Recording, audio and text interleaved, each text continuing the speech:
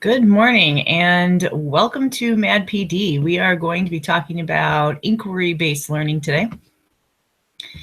And this is something that I'm really excited about to share with you. And I hope that you learn from it and that it's something that is exciting for you as well. Okay, so if you want to follow the hashtag MADPD, on Twitter today, you will be seeing 12 hours of virtually free professional development on a myriad of topics. And it's going to be awesome because you are able to access these at any point in time. And you are also able to share them with your colleagues as well. So I'm going to be talking about inquiry based classroom and evaluative questioning. And I need to give props to Stephanie Albreeze because she's the one that got me hooked on this. She is currently the middle school social studies teacher of the year in the state of New York. And she has been very active in our community and the state in getting social studies teachers engaged with inquiry-based questioning and inquiry-based learning in their classroom. So I'll give you contact information for both myself and Stephanie at the end of the presentation. So anytime you're talking about something that you want to do in the classroom, or you are starting something new with your students or with your staff, you always want to make sure that you explain the why, because the why is really what's important for them. If they don't understand why you're changing something up, for example, I changed to inquiry-based learning from Friday we started something else, and Monday I went to inquiry-based learning last year. Because I'm a dive off the high dive into the deep end kind of person. And so I wanted the kids to understand the why. And the why of inquiry-based learning is it provides an environment where the students are acting as an historian. They are evaluating documents, they are evaluating quotes, they are looking at video clips of things, they are reading historical documents, and they're making they're forming their own opinion. And I think that that's something that really lost in social studies classes for a long time. It's been, you know, our view of history or our filter of history. So one of the things that when you are switching to an inquiry-based classroom is you have to get thinking about your instruction. So in thinking about your instruction, I want you to think about what actions account for what students do in your classroom on a regular basis, and how much time do they spend on each of these actions. So if you were to think back to Friday's class or to Monday's class, what actions are they taking? What do they do on a regular basis? And how much time do they spend on each of these actions? And that'll be important, and as you see as we go through. Now I want you to think about what types of actions are authentic to your discipline. So if you're not a social studies teacher, if you are a scientist or a math teacher or an English teacher, what is authentic to your discipline? Are they acting like scientists? Are they testing hypotheses? Are they looking at how different things interact with one another in a lab? Are they, if you are an English teacher, are they looking at different types of genres of writers? Are they interacting with writers, authors? Are they seeking out experts? Historians, are they evaluating history, looking back at it and saying, you know, this was more important than that because of this, that type of a thing. So I want you to think about all of those things that I just asked you in the second and first question. And then I want you to think about, how do you learn best? What actions do you remember yourself doing from a time when you were actively engaged in developing a new understanding within your subject area? So I want you to think back to the last time you were a student. Maybe that was yesterday. You were at an ed camp, or maybe it was at your last professional development day, or it's, you know, was this morning as you were looking at some professional development. When you're in the role of a student, what makes you remember the most? What gets you most actively engaged? What gets you most excited about the topic? And hopefully we're going to work towards getting our first list to match the last two. So what we're doing in the classroom is hopefully going to be matching what are authentic actions that people in your discipline would be doing and how you learn best as well. Because even though it's not about us, it's about the students. It's also important to remember that we can be students too. And we want to make sure that not only are we providing them a positive role model with how to be a lifelong learner, because if we want them to be a lifelong learner, we should probably do that ourselves. But also, how are we tackling their different learning styles, sharing our learning style, sharing how we overcome, a challenge or something that's a hurdle. So I think it's important that we do all of that. And inquiry-based learning is one of the ways that you can go about doing that. And so I want to talk about not only what does inquiry-based learning mean, but how did it change my classroom? And that was really what was important to me, is how it changed my classroom and how it got the students more actively engaged in what we were doing. So the first question I asked you was to think back to what it was that you are doing in your classroom. So I want you to think about the traditional classroom. The focus is mastery of content, literal questions are posed. It's teacher-centered. The focus is on prepping for the next big test or the following school year or whatever exit exam you have. Classrooms are closed systems. So typically, the learning takes place in your classroom as opposed to, outside of the brick and mortar school. The questioning by the students is met with, we'll get to that later. It doesn't really apply.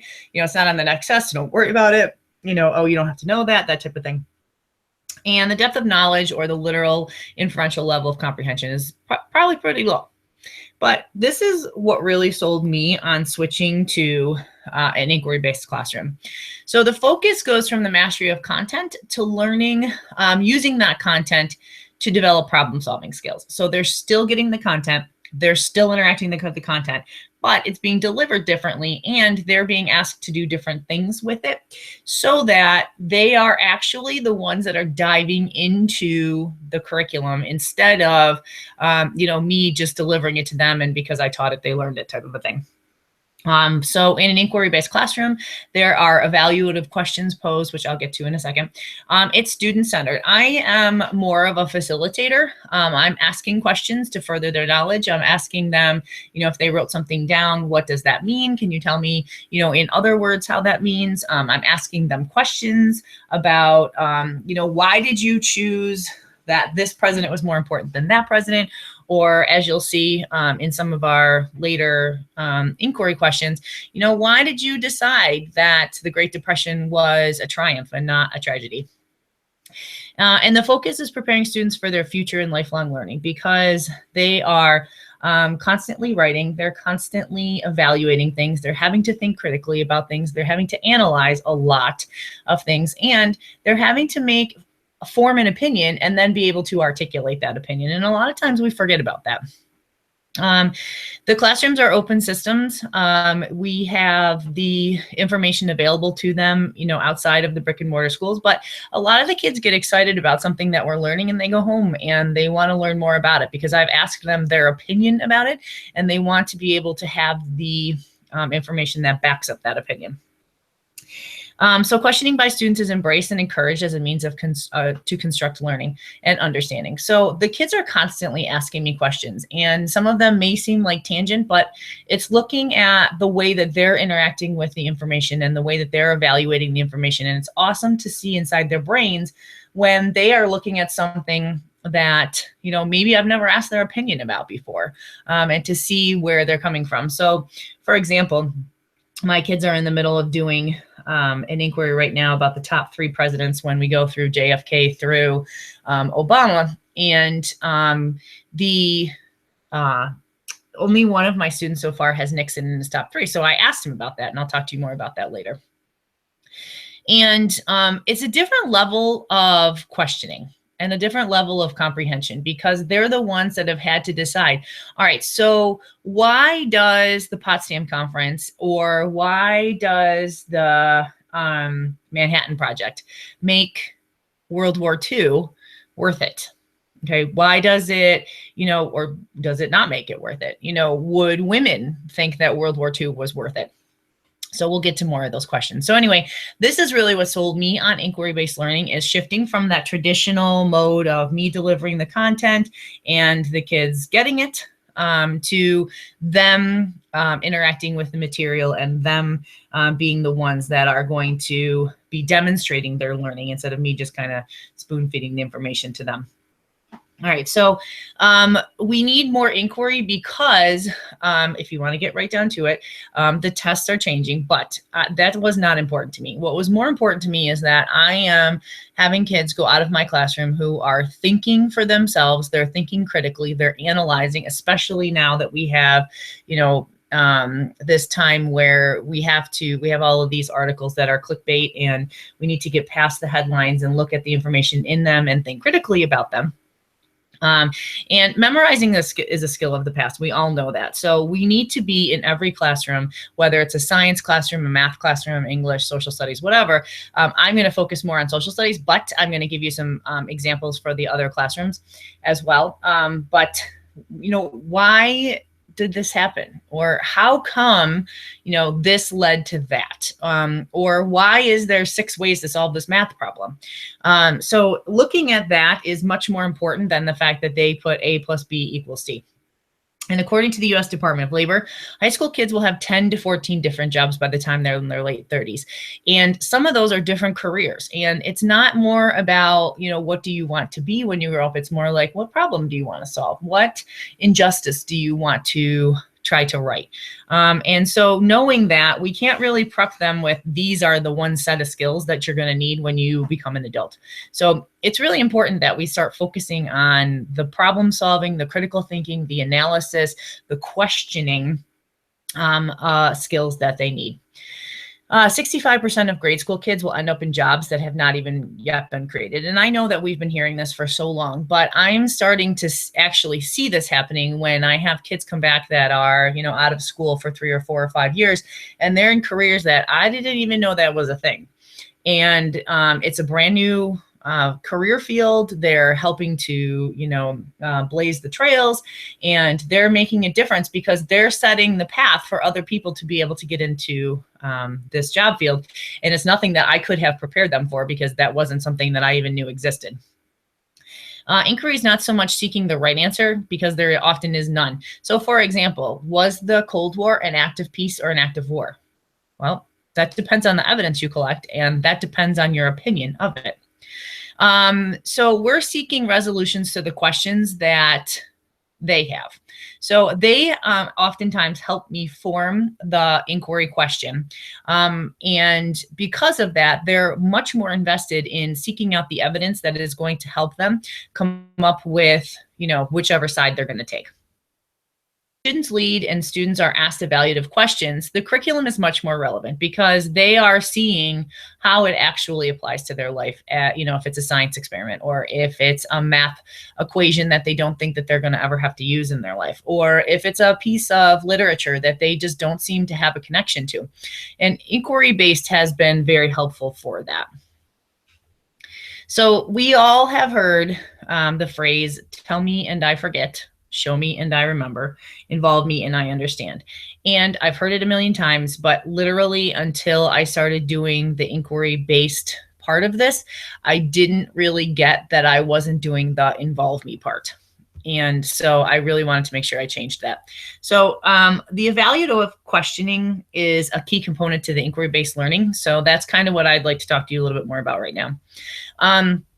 According to Tague and Wiggins, stimulate ongoing thinking and inquiry, raise more questions, spark discussion, and answers to them may change in understanding as understanding deepens. So I'm going to show you an example of that, how we went from, was the Cold War an active war or an active peace, on a daily basis. The kids' opinions were changing based on the evidence that they were collecting. And I, in my social studies class, chose to do unit questions, but then one that goes through the whole year. So for example, was the 1920s roaring or boring?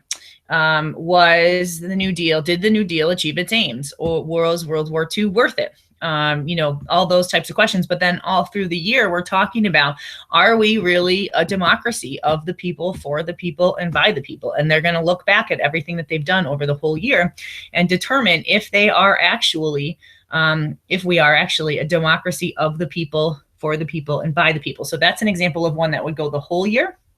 But I'm going to show you some questions right now that go from the questions that we used to ask to the questions that are inquiry-based questions. So for example, before I used to ask, all right, what's Reconstruction? And then they'd be able to tell me, it was the rebuilding of the South, and it was a time that the slaves were freed, and blah, blah, blah. Well, now I want to ask them, was Reconstruction a success or a failure? And it's interesting because some of the kids will look at that and say, well, obviously it was successful. And they will point to the fact that we don't have slavery anymore. They will point to the fact that, we have a united country again. And they will go in the short term and they will point all of this evidence and say it was a success. And then I have the kids that will think a little bit more deeply, and it's not that it's right or wrong, and look at it longer and say, well, in 2017, we're still having race relations problems. So I don't think that Reconstruction was a success. I think it was a failure. And they will give you all of these pieces of evidence.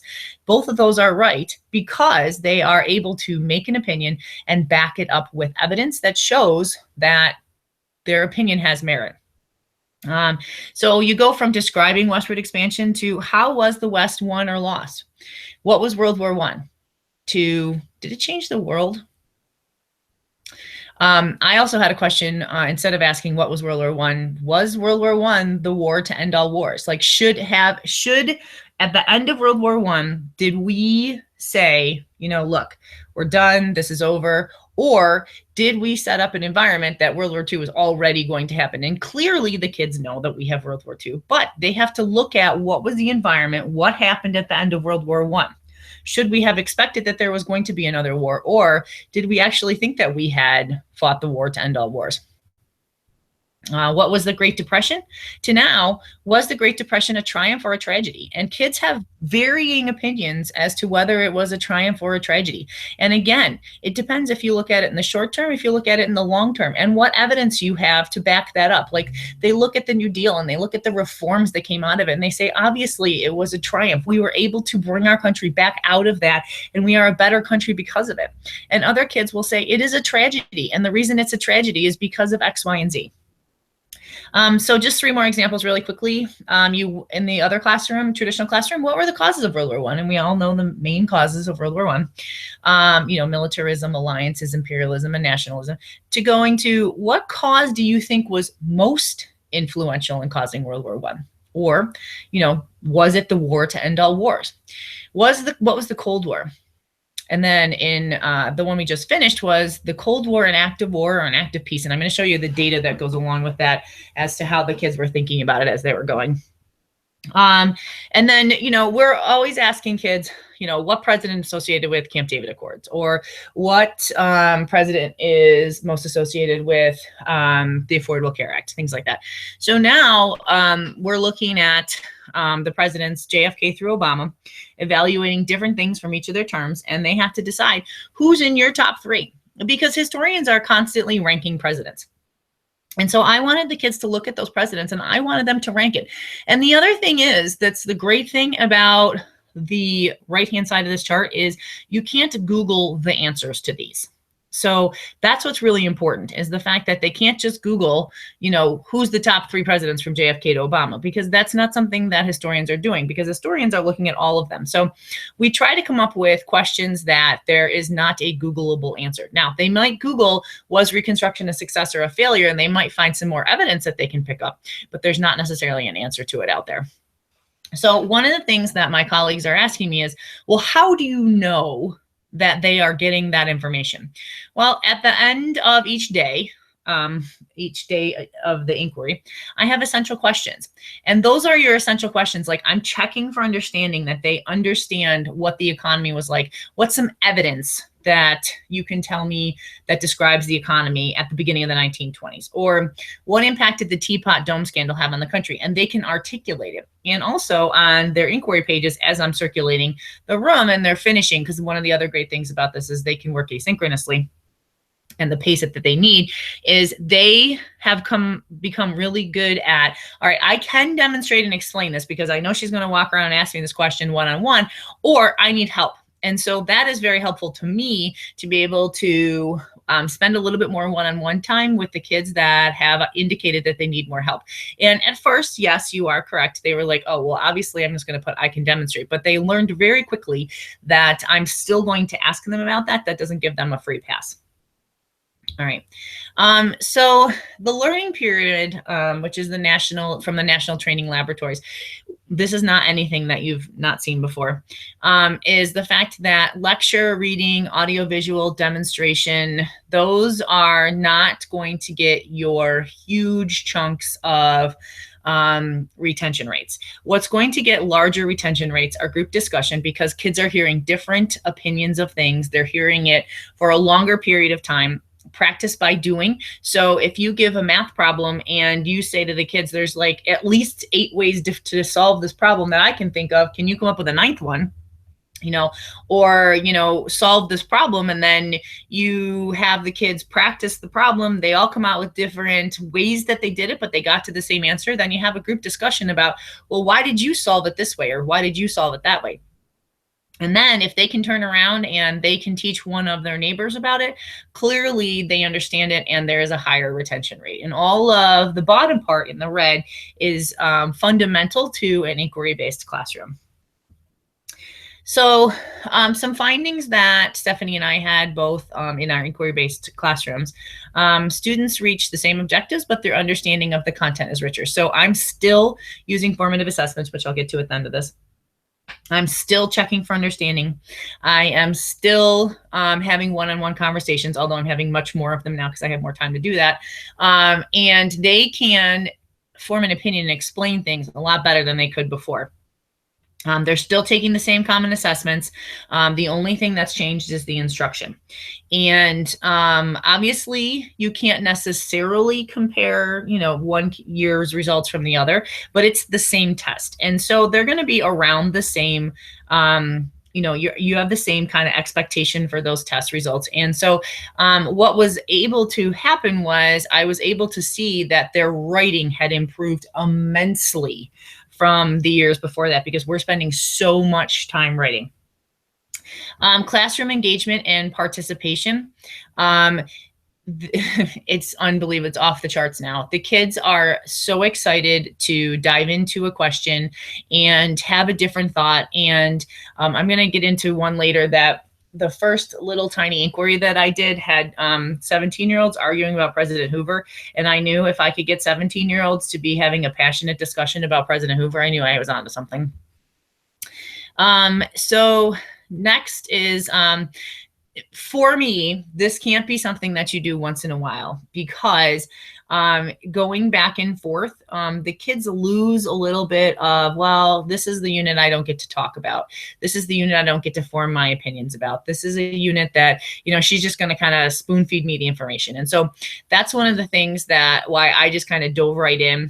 You can definitely do it on a smaller basis. You always have to keep the end in mind, obviously, but you can do it. You don't have to have these big, huge units. You can do like little tiny mini units that will help build up to the larger question, whatever makes more sense in your classroom.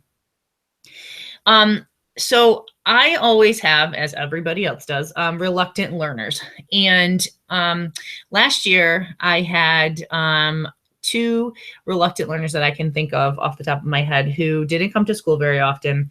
They were really disengaged with what's going on. They had, not so great home lives. But when they were in school, they were excited about what they were doing. They were able to show me they understood this material. They were able to ask me questions that showed me they were actually thinking critically about this. I had one of them came back to me a couple of times, like a later period in the day, was like, I was thinking about this. And does that mean that this happened? Or does that mean that happened? And if I didn't know the answer, we sat there and we looked it up, and we had discussions about, President FDR, or we had discussion about, if you were in a science class, it could lead to a discussion about why does this result not always happen every single time you do, that lab, that type of a thing. All right, so the logistics of an inquiry-based classroom are going to be different. They're going to be focused on whatever needs it is that you have. They are going to be based on the tech that you have or the tech that you don't have. And this is not something you have to have tech to do. I just want you to understand. So if you're looking at this and you're like, well, I'm not one-to-one, that doesn't matter. You can still absolutely do this. I just have some examples of how I have done this, but it's not the one way to do it. It is a way to do it. But you kind of have to know your kids and know what works for them and works for you.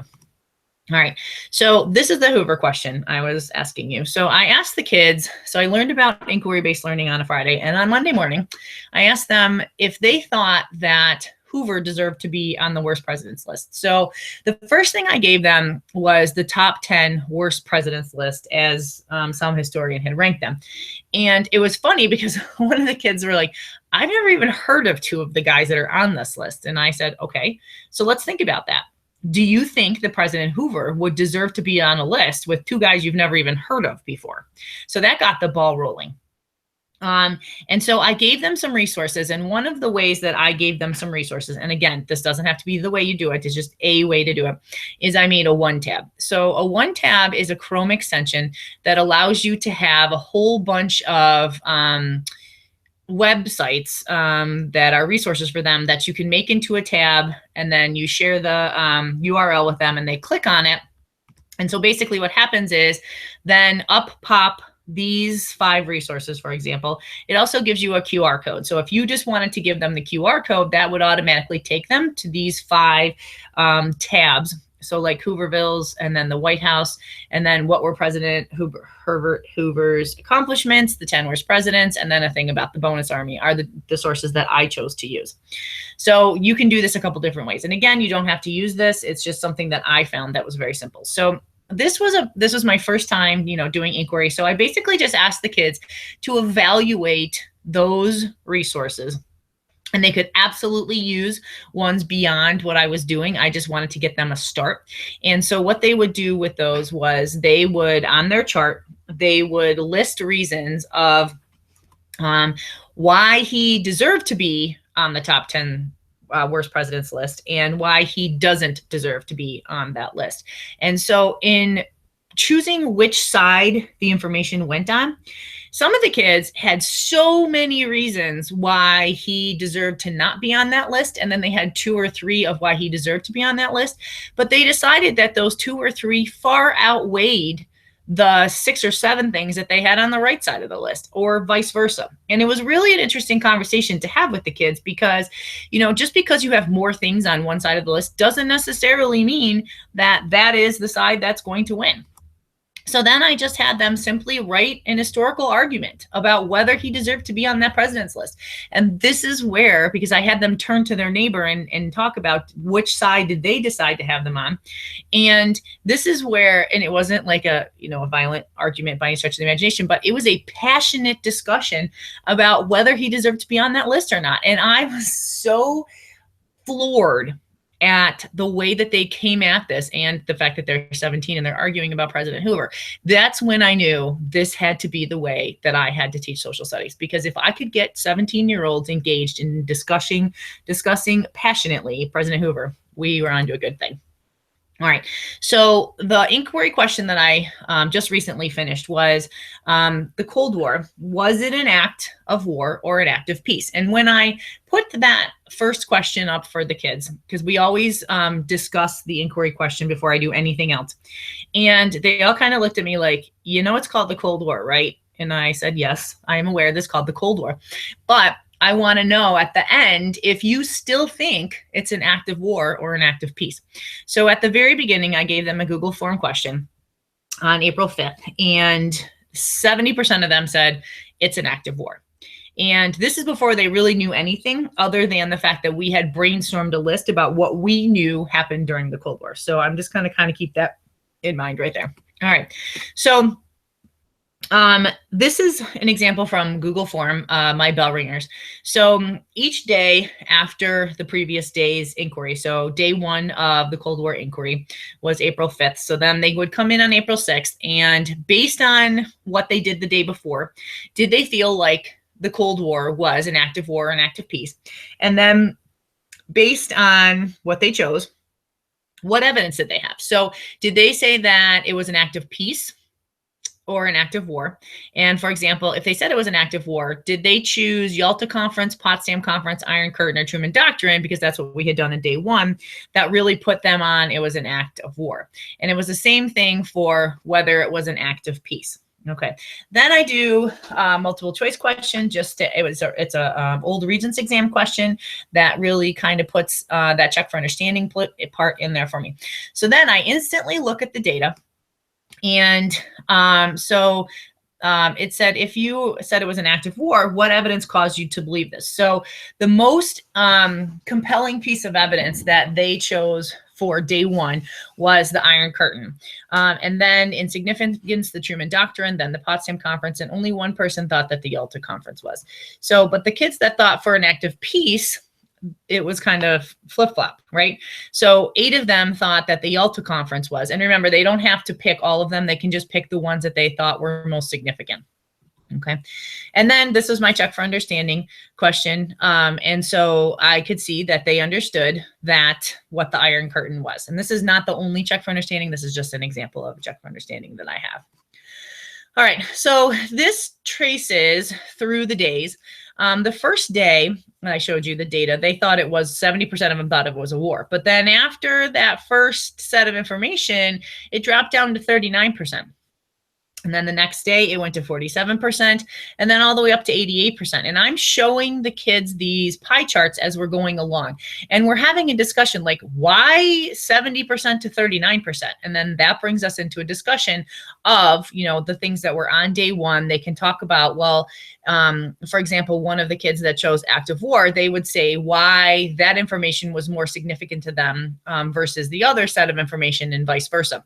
And it opens up some really interesting discussions having to do with the value or the weight of information.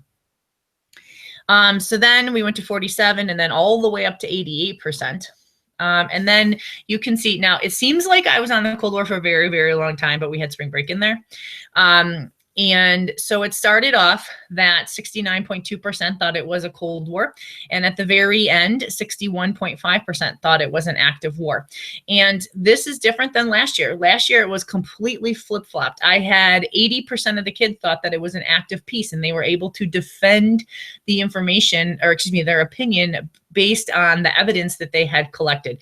So, and then I can show them, okay, well, I wonder why you guys thought this when last year's thought this. And obviously I don't have last year's class in there to discuss it, but the kids can think, you know, they got the same piece of information. How can two people think two different things based on the piece of information?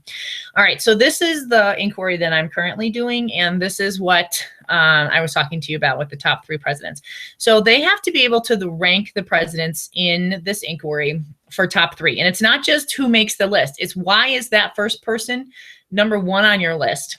And then why is the third person the top 3? And so, for example, after we had only gone through 3, they were able to choose up to 3. Like, for example, if they didn't think that Nixon was going to make the list in the end, they wouldn't have chosen him. And they were able to say, you know, so far, some of them thought JFK would make the list, fewer of them LBJ, and fewer of them Nixon. And a couple of them didn't even check anything because they didn't think that these 3 were going to make their list. So that was after the first day. And then after the next day, they had 4 presidents to choose from. More of them thought that JFK was going to make the list. And then obviously you can see the results for the rest of the presidents. And then after 5 presidents, they're seeing that JFK is stacking up against all of them a little bit better than some of the other presidents are. And so it was interesting because I was telling you earlier that I have one kid that chose Nixon. And so I wanted to say, you know, I asked him and I said, why did you put Nixon on your top 3? And it was really interesting. He said, yeah, he broke the law. And yes, he had to resign. But The fact that he was able to ease the tensions of the Cold War, the fact that he was able to go to China, the fact that he was able to negotiate the strategic arm limitation treaties, the fact that he was able to bring us back from, that hyper sense of tension between the Soviet Union and the United States was more important to me than the fact that, he covered up something that happened and the breakup in the Watergate, the break-in the Watergate Hotel. And then I had another kid jump right in and say, yeah, but he broke the law. He's not above the law. It doesn't matter what else he did. He's not above the law. And that was a very interesting conversation that we had that day in class. So one of the things that is really important to me during the inquiry process is that I am constantly checking data. I'm constantly checking to see if they're actually understanding this, because for the longest time, it was always like, well, I taught it, so clearly they got it. But the thing is did they really get it? And now that I'm not necessarily doing the instruction, which, that's fine, because that's actually better for them, I need to still check in with them to make sure that they're understanding this. So every day we go over the previous day's inquiry so that I'm asking questions, they're asking me questions, I'm checking the essential questions. But the other thing is I'm also seeking other avenues of data. So for example, they can choose from one of a couple different formative assessments to do each period. One of the things that they can choose is Quizlet, and Quizlet gives me the aggregate data for the entire class. So I can look at, once they've all played it, I can look at, and there are 3 sets of criteria for Quizlet: sometimes missed, rarely missed, and never missed. And so as a class, I'm like, okay, they get the ones that are green. Most of the time they get the ones that are gray, but the ones that are orange, those are the ones that I need to make sure that I go back over and then I work back into our discussion so that later on they can show me that they actually do understand those concepts. So not only is there Quizlet, but there's also Quizalize. And Quizalize you can make from the Quizlet games right away. And the reason that I like Quizalize awesomely well, that was not grammatically correct, but you know what I mean. I'm just so excited about Quizalize. First of all, it puts it in mastery mode. So if you have, it automatically makes the kids do the ones that they got wrong again. So, and also it will show me, for example, that the kids on the left in the white column totally get it. The ones in the orange almost get it. And the one in, the gold, and the one in the orange needs a lot of help. And so I'm able to spend some more one-on-one time with the 4 kids that are almost there and needs help, and be able to go over the questions that they got wrong individually so that I know that their gaps in understanding are closed. Another formative assessment that we use is Quiz-Iz. And Quiz-Iz is like an asynchronous Kahoot game. We play Kahoot as well, but Quiz-Iz helps out those kids that are anxious about Kahoot. The speed of it maybe gets them to have the wrong answer versus the fact that they actually know it. They just needed a little bit more time. And so this is an example of a constitution game for Quiz-Iz. And for example, if I looked at this, I can see that they got 80% accuracy, but I can also click on where it says red, where the red is for that 5, and I can see the kids that got that question incorrect, and I'm able to then look at and have a conversation with those kids that are directed based on the terms that they are missing. All right, so Google Forms is another way to do formative assessments, and this is where our bell ringers are. So like, for example, on Friday, they did a question about, the ones that they would think are in their top 3. So that's where the JFK, LBJ, Carter, Ford, those things are. But then as you can see, they all understood what the Camp David Accords were.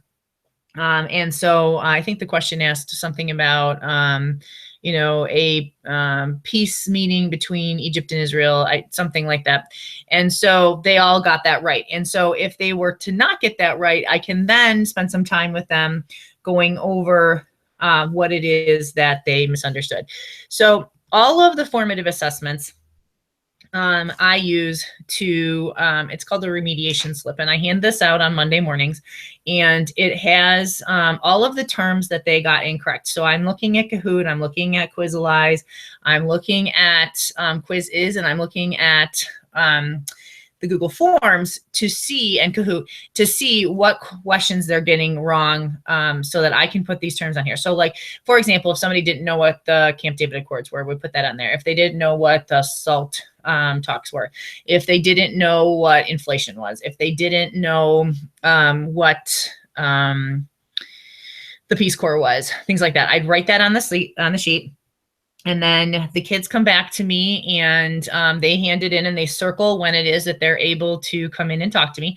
And then when they come in, we just have a discussion, and they prove to me that they know what those terms are. And if they're struggling with them, we sit down and we have a discussion about them.